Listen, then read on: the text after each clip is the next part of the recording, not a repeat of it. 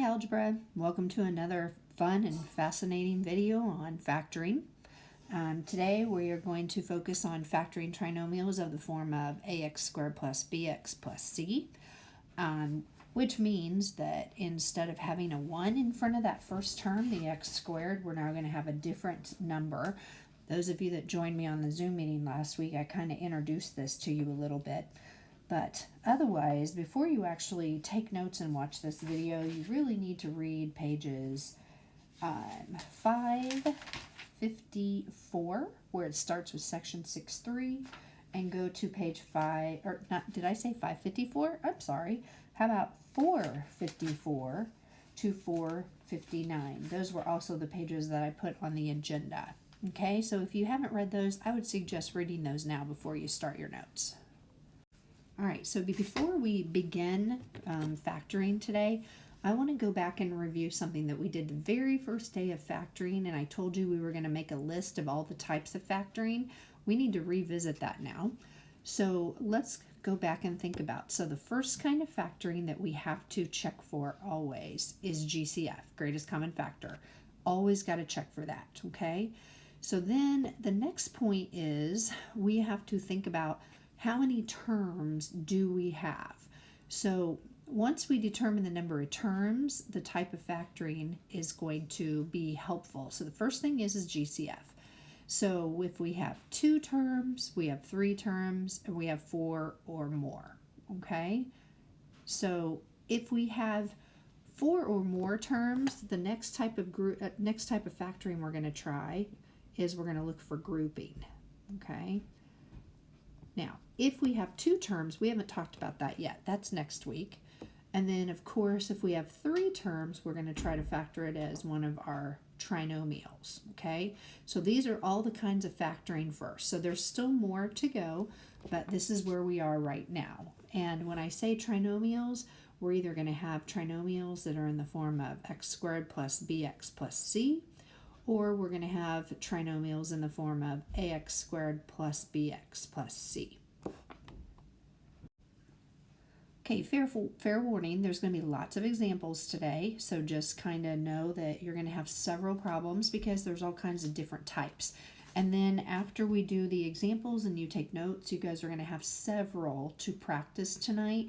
It looks like a lot when it said 19 to 101 odds, but it's every other odd. And the reason why I gave you so many is because there's so many different types of trinomials. And the end of the assignment actually has you practice all the different types of factoring all together. All right, so here we go. Number 1. All right, so number 1, we have the trinomial 5n squared plus 12n plus 7. So the first thing you have to say to yourself is, does this trinomial have a GCF? And the answer is no, there's nothing in common. The second thing I think about is I look and see, and there are 2 positives in this problem. So I know no matter what I do when I factor this, I know my end result is going to be a positive and a positive, because if I don't have any negatives in the problem, there's not going to be any negatives in the actual binomials, okay? The next thing I told you when we Zoomed last week, and those of you that didn't join us, is there's no magic trick to this. It's all guess and check. So I know I am looking for 2 binomials, because 2 binomials is always going to give me a trinomial. And I'm going to start with the first term. So that first term is 5n squared. So I have to ask myself, give me 2 things that multiply together to be 5n squared. And we talked about last week, there's not going to be any fractions or decimals. So the only thing possible for 5n squared is going to be 5n and n, okay? Now, the 7 on the end, I want 2 terms that multiply together to be positive 7. Well, the good news is 7 doesn't have very many possibilities, but when we get to things like positive 20, you've got 2 and 4, 2 and 4, 5 and 4, negative 5, negative 4. You've got 2 and 10. There's all kinds of possibilities, but with 7, it's just 7 and 1. There's no other possibility. So I know it's going to either have to be a positive 7 and a positive 1, or it's going to be positive 1 and positive 7. Those are two totally different binomials. The question is, which one gives me the right middle term, okay? So now you have to check your middle term. So if I take 7n and I take 5n and I add them together, that gives me 12n. If I would have done the other one, n and 35n gives me 36n.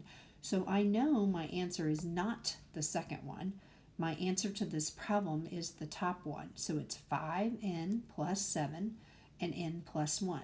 So you're going to be doing a lot of checking on these, and there's only one possibility. Now, let me take that back though. Sometimes they're prime. Very few times the answer is prime. So if you try all the combinations there are and you can't find any other way to factor it, then the answer is just going to be prime. Okay? All right, let's go on to a new one. All right, so here's problem number 2. 10x squared minus 9x plus 2. So again, I'm going to say to myself, is there a GCF to factor out of the entire problem? Well, yeah, there's a GCF in 10 and 2, but not 9. So the answer is there is no GCF. So now I'm going to try to factor this as a trinomial. And again, a trinomial is always going to be a binomial times a binomial if it works.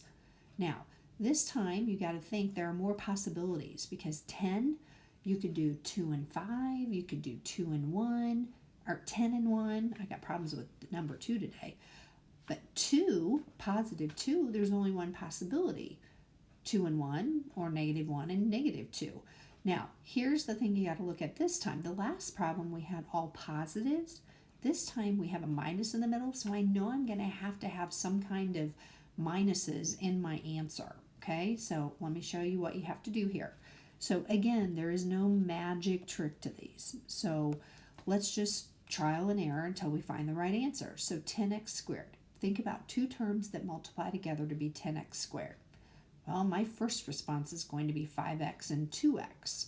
Now, if this doesn't work, I'm going to come back and do 10x and 1x. But let's try 5x and 2x.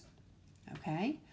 So then 2, positive 2, because I want two terms that multiply together to be positive 2. Okay? So that could be 1 and 2. I could put positive 1 here. I could put positive 2 here.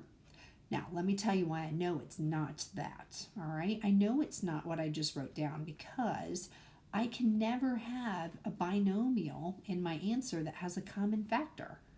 And that second parentheses has a common factor of 2. So I know that can't be the answer. Okay? So let's try again. Let's do 5x and 2x.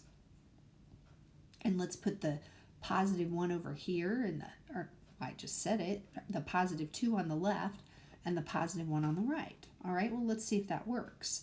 So if I look at my middle terms, I have 2 times 2x is 4x, and 5x times 1x is 5x. So if I take 2x plus 5x, that's positive 9x. But I don't want positive 9x. I want it to equal negative 9x. So the question is, what could I do? Well, what if I changed this to 5x minus 2 and 2x minus 1? Does that work? And of course, you got to check. That's the only way to do this. So if I take the first terms, 5x times 2x is 10x squared. That checks. If I take the last terms, negative 2 times negative 1, that's positive 2. That works. All that's left is my middle terms. So negative 2 times 2x is negative 4x, and 5x times negative 1x, or 5x times negative 1 is negative 5x. If I put those together, that equals negative 9x. So I know that this is my answer to factoring that problem. Okay, here's number 3. So in the first problem we had two positives, and my answers and my binomials were all positives. And then number 2, I had a negative in the middle and a positive on the outside, and that was 2 negatives in my binomials at the end. This time I've got a negative and a negative. So I know my answer is not going to have 2 positives in it, because I got to have some negatives involved somewhere. But from there, I don't know anything. So I just got to start guessing and checking. So let's see here. If I write down my 2 binomials, oh, and by the way, I've already checked with myself. There's no GCF to begin with. You always got to do that, because they're going to sneak in on occasion. 5y squared. Well, that's easy. There's only one possibility, 5y and y. Okay, and I want the last two terms to multiply together to be negative 8. Okay, so negative 8, that could be, let's see, I have negative 8 and 1. I have 1 and negative 8. I have 4 and negative 2. I have negative 4 and 2. So I have to try all of those until I find the right combination that when I refoil the problem, I end up getting negative 18y. So I'm just going to randomly pick the first one and put negative 8 and positive 1. And I'm going to ask myself, does that work? So let's see here. Negative 8y, positive 5y, that gives me negative 3y. So I know that's not it. Okay, so I can cross that off my list. All right, so let's not try the next one. This is why an eraser comes in handy. So again, it still has to be 5y and y. So a positive 1 and a negative 8. Let's see, is that going to work? So if I do my middle terms, that's 1y and negative 40y. That's negative 39, so I know that's not it. Okay, so now maybe I have to change my combinations all together. So how about 5y and y, and let's try the positive 4 and negative 2. Okay, well, let's see what happens here. If I check my middle terms, this is 4y, and this is negative 10y. That's negative 6y, so that's not it. Bam, get rid of that one. All right, so let's try this last one. Okay, so 5y and y, negative 4 plus 2. Well, what's that give me?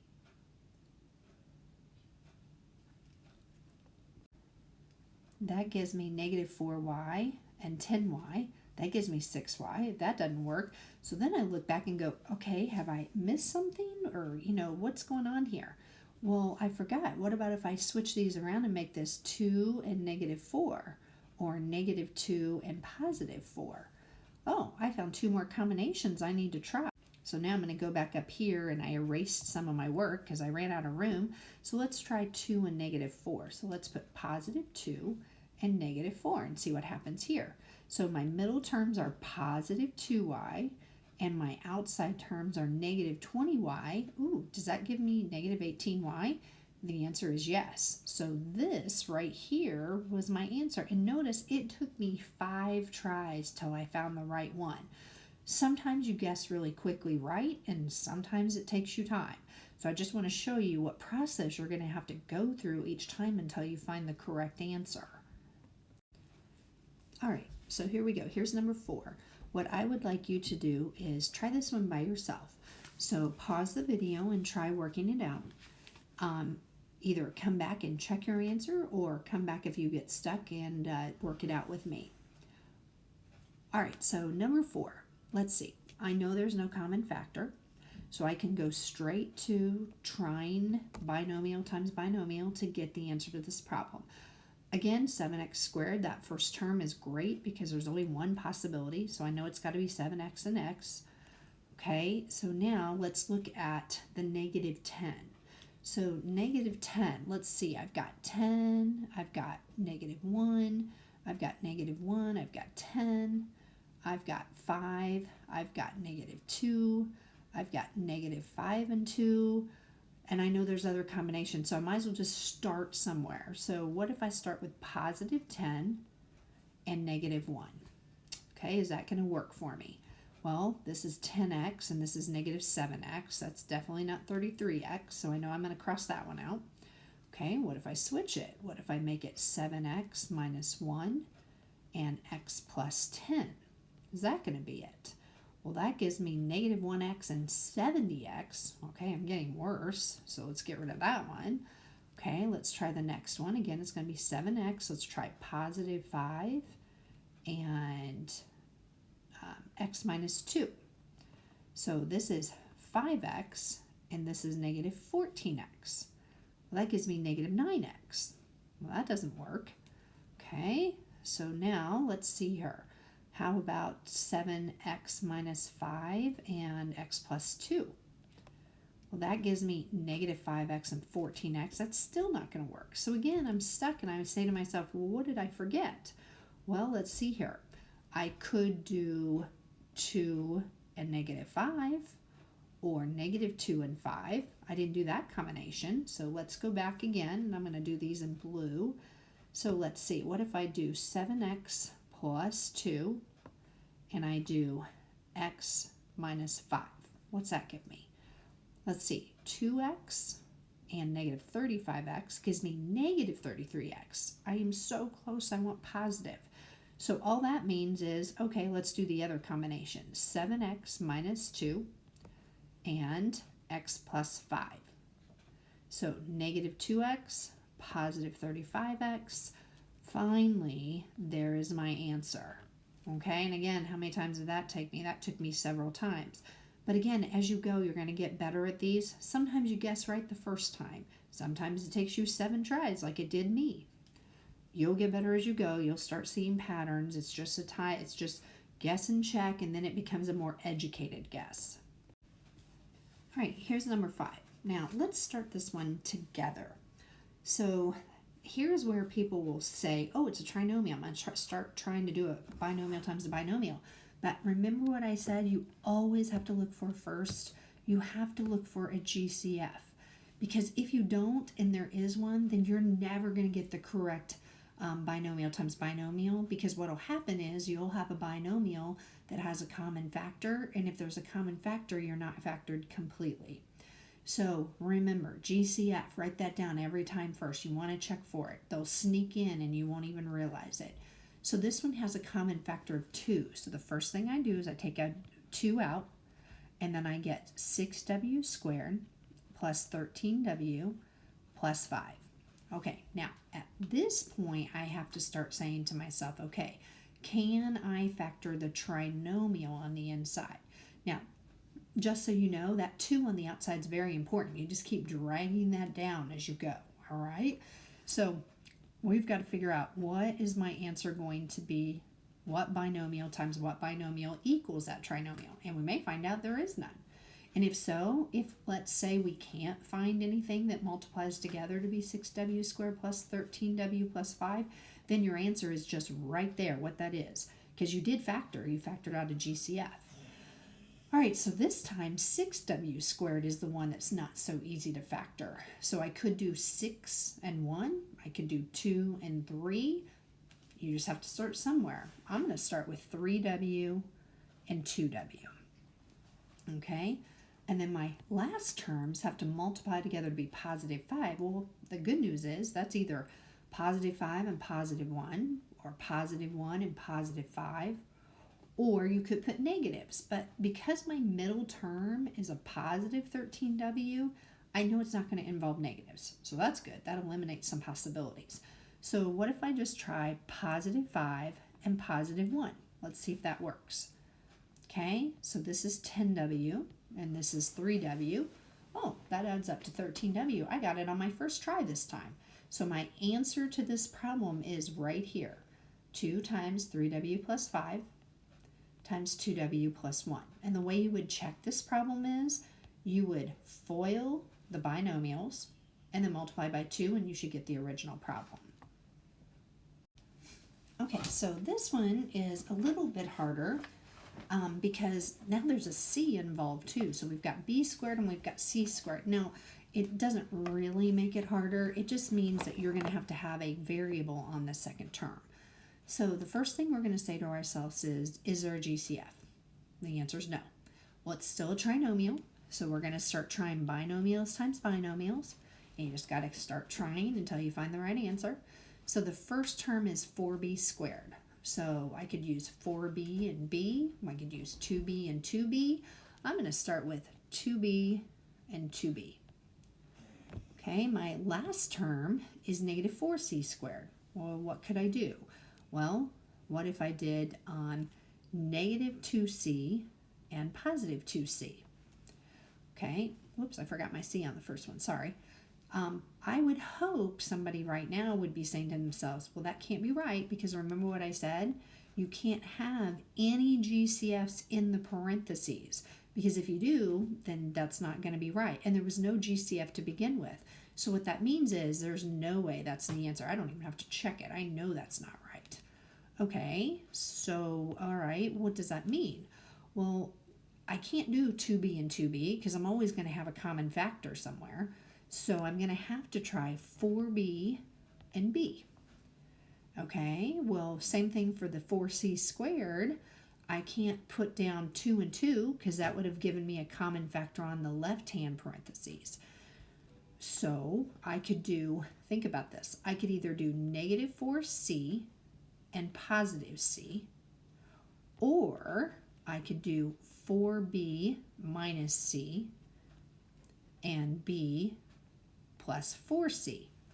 Now, which one of those can I automatically eliminate? Think about that. I can automatically eliminate this one right here because the first parentheses has a common factor, so I know that can't be right. Well, I don't know for sure that I'm right now, so let's just see. So if I multiply my first two terms, 4b and b is 4b squared. If I multiply my last terms, 4c and negative c is negative 4c squared. Then if I multiply negative bc and 4b times 4c, that's 16c, is negative bc plus 16bc equal to positive 15bc? The answer is yes. So my final answer is 4b minus c times b plus 4c. Okay, so here's number 7. And again, if you want to try it by yourself, you can, but I would suggest you do it with me right now because, again, it's a little different. I'm trying to give you all the different situations you're going to see in your homework today, and then all the stuff that you're going to see over the next couple of days. So if you look at this problem, what I haven't mentioned yet is you always want to factor when it's in descending order. Right now, this is not even close to descending order. So the first thing I'm going to do with this problem is I'm going to rewrite the problem as 6a squared minus 2a minus 28. So always write the trinomial in descending order first, okay? The next thing I'm going to say to myself, remember, always, always, always check for a GCF, okay? Does this have a GCF? The answer is yes, it has a 2. So I'm going to factor the 2 out, and I get 3a squared minus a minus 14. Okay, can't really read that 14 very well. Let's try that again. Okay, so now what I'm going to do is I'm going to say to myself, can I factor that trinomial on the inside? I have to try. Got to try all the possibilities. So if I do 2, and then I draw my binomials, okay, so 3a squared. That one's easy. I know it's got to be 3a and a. No other choice there. Okay, my last two terms have to multiply together to be negative 14. And again, if you want to make a list, you can, but remember, sometimes you forget some. So I could do negative 14 and 1. I could do 14 and negative 1. I could do 2 and 7. I got to make one of them negative. I could do negative 2 and 7. I could do 7 and negative 2. I could do negative 7 and 2. What am I missing? How about 1 and negative 14 and negative 1 and 14? Okay, so I got lots of possibilities. I just got to start somewhere. So if I start with, I'm just going to start with the 7s and 2s, okay? Doesn't really matter. So I'm going to put plus 2 and minus 7. Let's see what happens here. So if I go 2a and negative 21a, that's negative 19a, so I know that didn't work. So what can I mark out? I can mark out this one here, so I know it's not that. All right, so let's try another one. And again, it's just start writing them down. So 3a minus 2 and a plus 7. Let's see if that's it. So remember, I'm trying to get a negative a in the middle, okay? So negative 2a and 21a, that's 19a. Okay, so I know I can eliminate that one next. All right, I'm going to start erasing some of these things because I need some more room. All right, so let's see here. What about trying 7 and negative 2? So let's try plus 7 and minus 2. Oops, minus 2. So let's see here. What does that give me? I need to erase my board. Got too much stuff on here. So this gives me 7a and negative 6a. And that gives me positive a. And I want negative a. Ooh, what if I just switch the positive and the negative? So what if I make this 3a minus 7, and I make this a plus 2? Is that going to work? So this is negative 7a. This is positive 6a. That gives me negative a. Okay, there you go. There's your final answer. All right, go ahead and try this one by yourself. See what you come up with. All right, so this problem, there's no GCF. All right, so let's see here. 8m squared. Okay, I've got lots of possibilities here. So I could do 4m and 2m. And negative 10, I could do plus 5 and negative 2. Plus 5. Okay, ooh, I know I can eliminate that. Why can I eliminate that? Because there's a GCF, so I know that's not going to work, okay? So what if I switched it and I made it 4m minus 2 and 2m plus 5? Oh, well now I've got that problem over here, so I know that's not it. So, I'm thinking the 4 and the 2 are not going to work. So, all right, so what if I do this? What if I do 8m and m, and then let's see, negative 10. I don't want to put the 2 in the first parentheses, so what if I put plus 5 and negative 2? Well, that gives me 5m and negative 16m.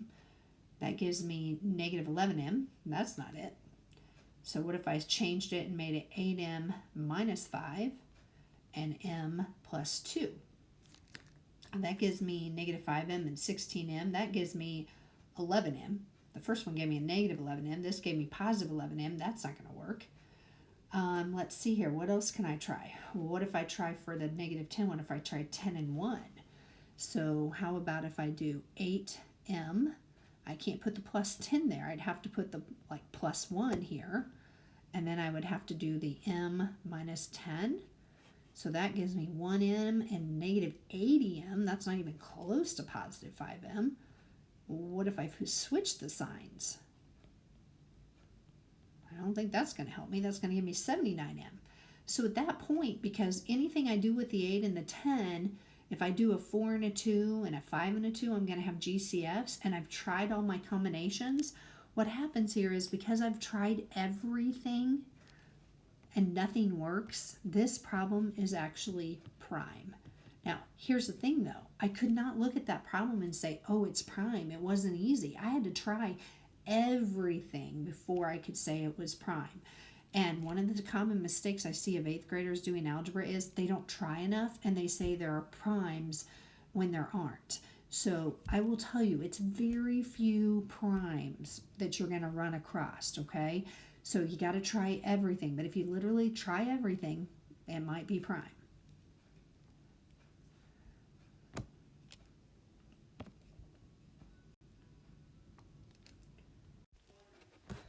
Okay, here's the next one, okay? This looks kind of goofy, but it is a trinomial.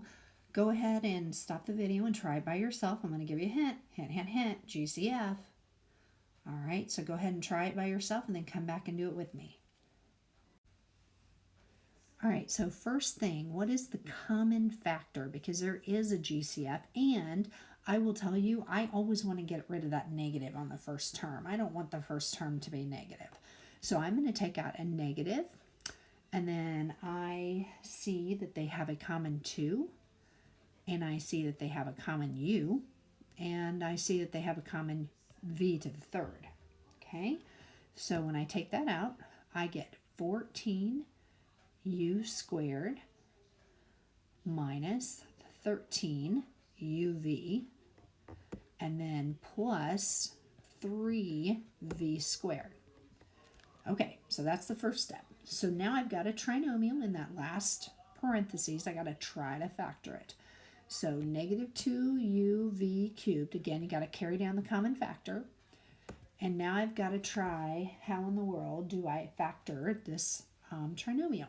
So 14u squared. First thing that comes to my mind is 7u and 2u. I wouldn't go to 14 and 1 first, but you can if you want. And then positive 3v squared. Now, my hint to myself is right here, since this is a negative, I know that I'm going to have two negatives to make that positive on the end, so I know this is going to have to be a negative and a negative, okay? 3v squared. Well, I'm just going to try 3v and v and see what happens. So if I do my middle terms, that's negative 6uv, and that's negative 7uv. Oh, look, that's my answer that I want. I just got it on the first try. So my actual answer is negative 2uv cubed, 7u minus 3v times 2u minus v. Okay, so we've done lots of examples, but trinomials, I can tell you, we can do lots of examples and you're still going to see some that are different. I will give you a fair warning about the homework today and tomorrow and Friday. You've got to be careful, okay? They're not all just going to be trinomials. It's going to be, on Friday, your homework is going to be a mixture of all three sections: GCF, grouping, trinomials that have a 1 in front, trinomials that don't have a 1 in front. There's going to be common factors sometimes that you have to take out. Sometimes you got to rearrange the terms.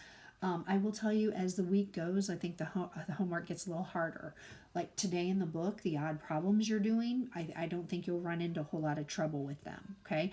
I will tell you on the last section, on 87 through 101 odds, notice it says there that you're going to choose the correct method. So that could be from any of the three sections, okay? Tomorrow's assignment is, I think, a little bit harder than today. And then Friday is a mix of everything. This is, again, is why I'm having a Zoom meeting today at 2 o'clock and Thursday at 2 o'clock. If you want to come by and, just stop by and get help on a couple of problems, that's perfectly fine. Factoring, this part, now that we're at this part of factoring, it is kind of complicated. You'll get it. It just takes a lot of practice. Nobody is perfect the first time, every time. I can promise you that, even myself. Okay? So good luck. And again, email me questions or stop by my Zoom meeting so that I can help you. All right? Have a great day.